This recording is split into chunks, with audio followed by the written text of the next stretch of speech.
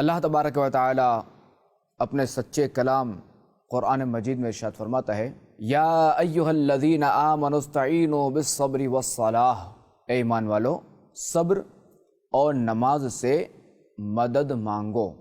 سبحان اللہ۔ ان اللہ مع الصابرین، بے شک اللہ صابروں کے ساتھ ہے۔ دیکھیں، ایک تو یہ کہ اس آیت کریمہ میں فرمایا گیا کہ صبر اور نماز سے مدد مانگو۔ ٹھیک ہے۔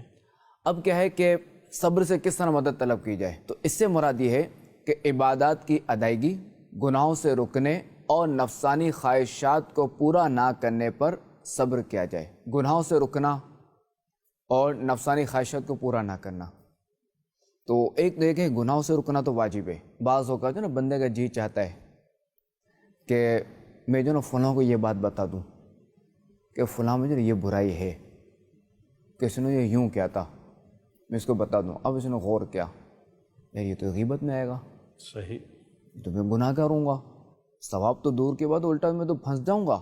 بالکل۔ جو غیبت ہے، گناہ ہے، تو حرام ہے۔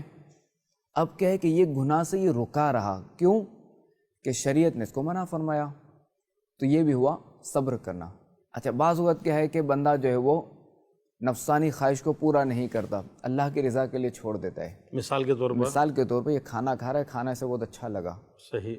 اب اس نے جو ہے نا آدھا کھایا یا پونا کھایا، یعنی پونا کھایا اور چوتھا اس نے چھوڑ دیا، یعنی اللہ کی رضا کے لیے اس نے اپنے نفس کو مارا۔ بھوکے طلب ہے، ٹھیک ہے، مگر اس نے اپنے رب کی رضا کے لیے نفس کو مارا، صحیح۔ اس پہ اس کو ثواب ملے گا۔ یعنی دل چاہ رہا ہے، طلب بھی ہے، بھوک بھی ہے، خواہش بھی ہے، لیکن یہ سوچ کر چھوڑے، نیت یہ ہو کہ میں اللہ کی رضا کے لیے اپنے نفس کو مار رہا ہوں۔ اچھا، چوتھائی نہ بھی ہو، چند لقمے چھوڑ دیں، چند ایک لقمہ بھی چھوڑ دے، واہ کیا بس اس کا مطلب یہ نہیں کہ اب جو نا یہ پلیٹ صاف کرنا ہی چھوڑ دے، صحیح۔ یہ پہلے سے ہی اتنا لے، یا یہ کہ اس نے لیا اب اس کا جی چاہ رہا ہے کہ مزید لوں، اب یہ نہ لے۔